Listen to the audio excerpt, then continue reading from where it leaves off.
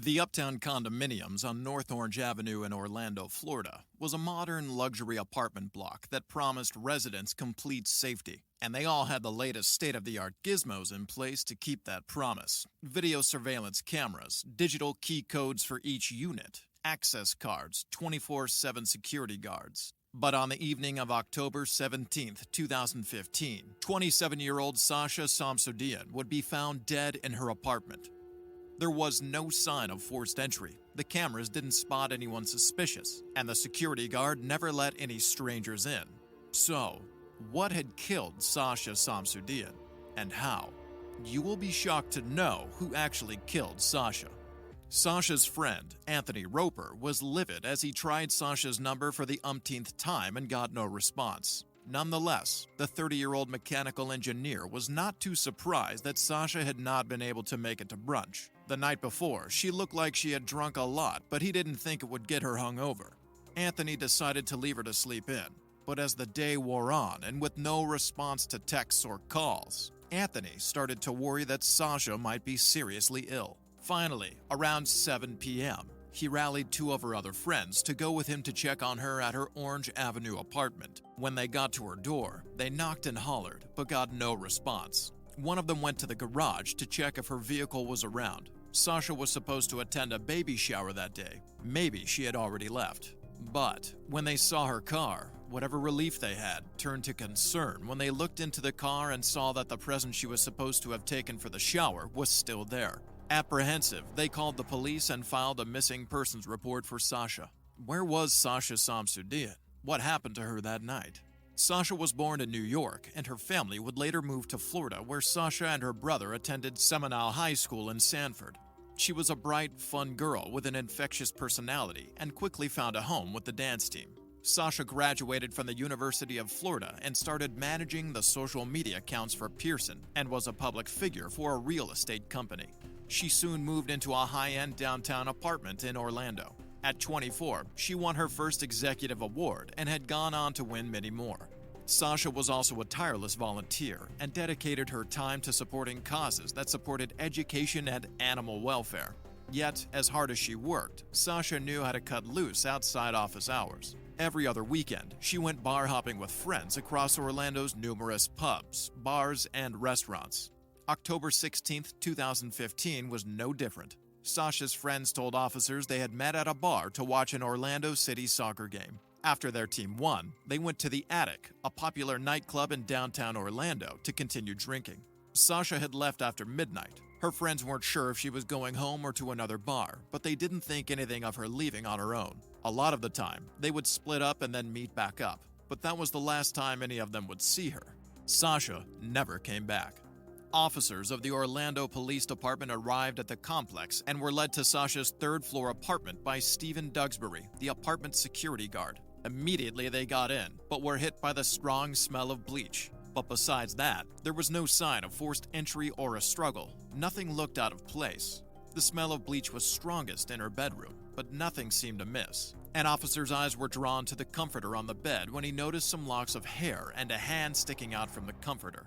When they unrolled the bedding, they found Sasha's body. There was heavy bruising around her neck. Her necklace was entangled in her hair. Her bra and shirt were ripped, leaving abrasions, and her pants and trousers were missing, as was her purse and phone.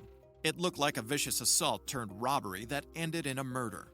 Investigators went over the apartment with a fine-tooth comb, looking for anything that was out of place. At first, all they found was a condom wrapper on the bed, but when they dusted the surfaces, they found a foreign fingerprint on her nightstand and a size 9 shoe print on the floor of her apartment. In the bathroom, they noticed that the toilet seat was up, which was odd for a woman who lived alone. Their hunch was proven right when 2 fingerprints were found under the toilet seat's lid.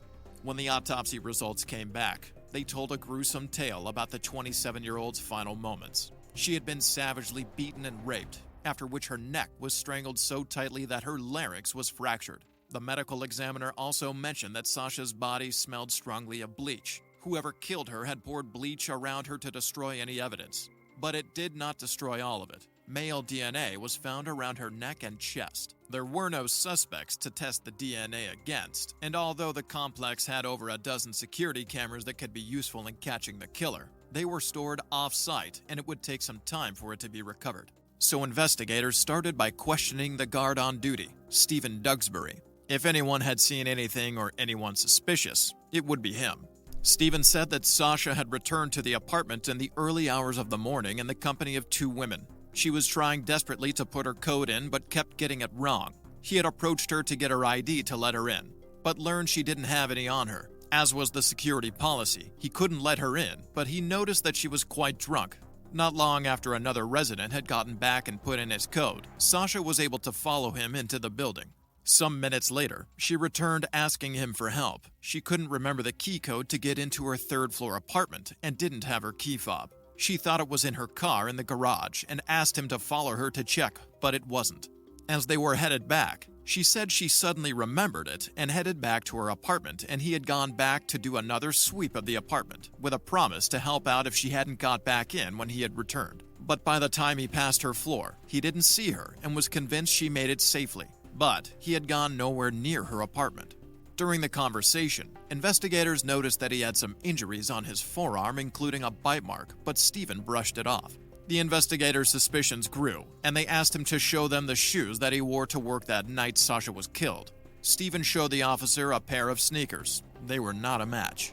As the investigation wore on with no suspects or leads, fear began to grow among the residents of Uptown Apartments. They couldn't understand how someone could have broken into such a secure complex and murdered Sasha without anyone noticing or hearing anything. But investigators were exploring the possibility that Sasha's attacker didn't need to sneak in because he was one of her neighbors. The first person that came to mind was the person who entered the building right before Sasha and helped her get into her apartment. They had no description of the man, but by using the building's digital key logs, investigators were able to find all the residents who had come in that day, eventually narrowing down their search to one man.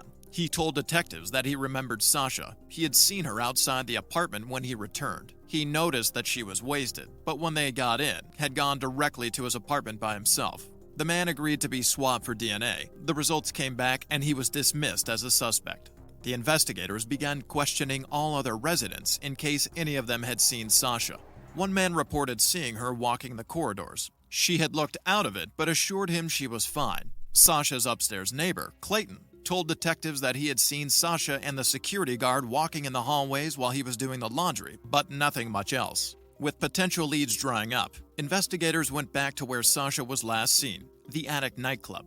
It was just 10 blocks from her place, close enough for her to walk home, hoping that someone had seen her would come forward. Patrol officers stormed the area with flyers of Sasha's pictures that promised a $5,000 reward. But they quickly hit pay dirt when they found street cameras outside the club and its neighboring buildings. While investigators looked through the footage, they saw a drunk Sasha in a purple top and white pants stumbling outside the club.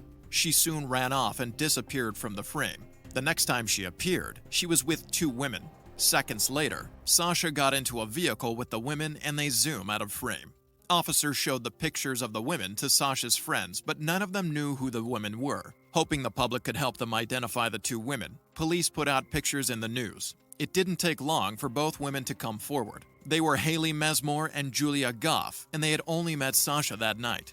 Haley and Julia had been out drinking at a club not too far from where Sasha was partying with her friends. Shortly after midnight, they got out and walked down the strip to order an Uber to go home when they noticed a group of rowdy men catcalling a woman from across the road. Julia immediately went close to speak to her. She remembered Sasha smiling at her and slipping her arm into the crook of her elbow and immediately decided to help her get home. Luckily, Sasha was still lucid enough to give them her address, and it was on their route. But when they arrived at Uptown Apartments, Sasha realized she didn't have her keys and ID on her, and the night security guard refused to let her in without proper ID.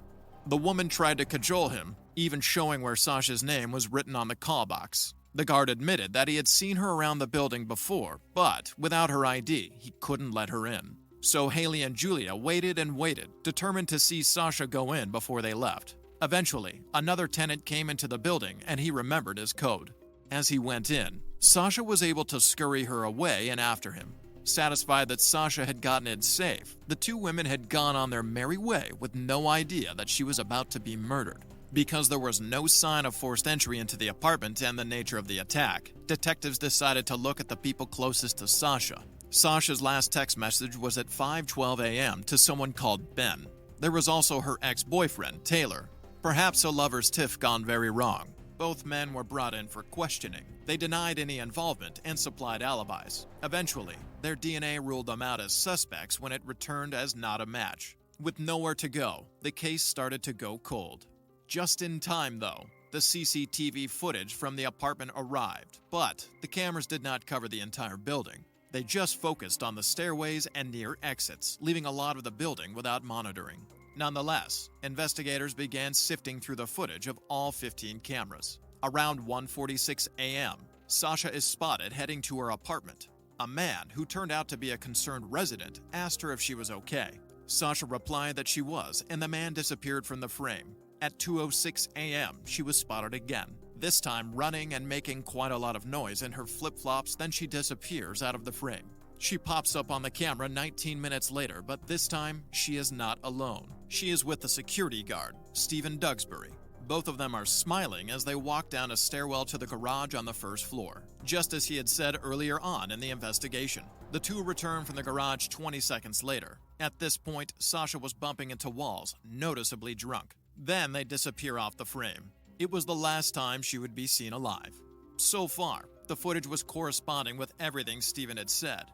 Then investigators saw something that Stephen had never mentioned. Around 5 a.m., he was spotted heading towards Sasha's apartment. For the next hour, there was no sign of him. Then, at 6:36 a.m., 36 minutes after he had told officers he had left, Stephen reappeared. He exited the second floor of the building that went out into the second floor of the parking garage, where the dumpster was and where he parked his car. But more suspiciously, he was carrying 2 white garbage bags. At first, they wondered if emptying the trash was part of his daily activities, but the building manager said that that was his job. Also, the garbage bags matched the ones in Sasha's apartment. When they looked through Stephen's daily report of his activities that night, they noticed that though he wrote about his first encounter with Sasha at the door, he had not written about the amount of time he had followed her around. There was also no mention of removing trash from the hallways. A look into Stephen's past showed he graduated from Strayer University, had been honorably discharged from the Air Force, and was married quite recently. On April 2nd, 2015, he completed his 40-hour unarmed security training and got his license to work as an unarmed security personnel.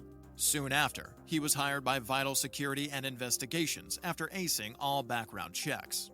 A month later, the 33-year-old was assigned to work at the Uptown Palace apartment 4 days a week. But not long after Duxbury started patrolling the halls of the apartment, complaints started trickling from residents about Stephen and his strange behavior not long after he was hired. A female resident even reported that he was acting sketchy as he followed her back to her apartment, yet the agency never investigated any of the claims. Investigators asked Stephen to take a polygraph. It indicated deception when he was asked if he was ever in Sasha's apartment and if Sasha had been strangled. Officers were now sure they had their man. On October 23rd, police received a search warrant for Stephen's Port Orange home and his phone. As they combed through the house, they found a pair of shoes that were an exact match to the shoe print that had been found in Sasha's bedroom. The search history of his phone had been erased using the factory reset, but it was recovered and showed that just minutes before the surveillance cameras spotted him heading towards Sasha's apartment, he had Googled how to successfully hack a quick-set lock, the same type of lock Sasha had installed on her door. They also found the plastic bag that Duxbury was seen carrying in the surveillance footage, which contained Sasha's pants and underwear. 3 days later, the smoking gun. The thumbprint found on top of Sasha's toilet was found to be a match to Stephen's right thumb. His DNA was also a match to the foreign DNA that had been found on Sasha's neck and chest. Since Stephen had denied ever stepping into her apartment, there was enough evidence to arrest the security guard and charge him with first-degree murder, attempted sexual battery with physical force, and burglary of a dwelling with assault and battery. Stephen maintained his innocence and claimed he had seen her with a man inside the building, but he could not provide enough details for a composite sketch of the man. His defense was that officers had jumped to conclusions arresting him for the murder. They also tried to paint Sasha as promiscuous. But the prosecution's case was strong with the surveillance footage, DNA evidence, and the plastic bag containing Sasha's belongings he was seen carrying. They also found witnesses who corroborated that Stephen had been fired from a previous job as a security guard for a different apartment complex due to allegations of inappropriate behavior with female residents. In June 2019, Stephen Duxbury was convicted of all charges and received 2 life sentences for murder and rape and an additional 15 years for burglary. At present, Stephen is serving out his sentence at Graceville Correctional Facility in Jackson County, Florida. Sasha's parents, Tara and Ken Samsudean, sued the company that made the lock on Sasha's door. The security risks of the lock were reported by Wired magazine in 2013, and the company had stubbornly denied that there were any vulnerabilities in the locks. The parents also sued the security company that hired Stephen, as well as the luxury apartment complex themselves for not providing enough cameras to monitor the common area hallways, which might have allowed Stephen to break into Sasha's apartment without being spotted. Her parents now work with the Orange County Victims Advocate Program to help other families deal with grief. They also established the Sasha Samsudean Foundation to honor her memory and support causes that were important to her, such as education and animal welfare.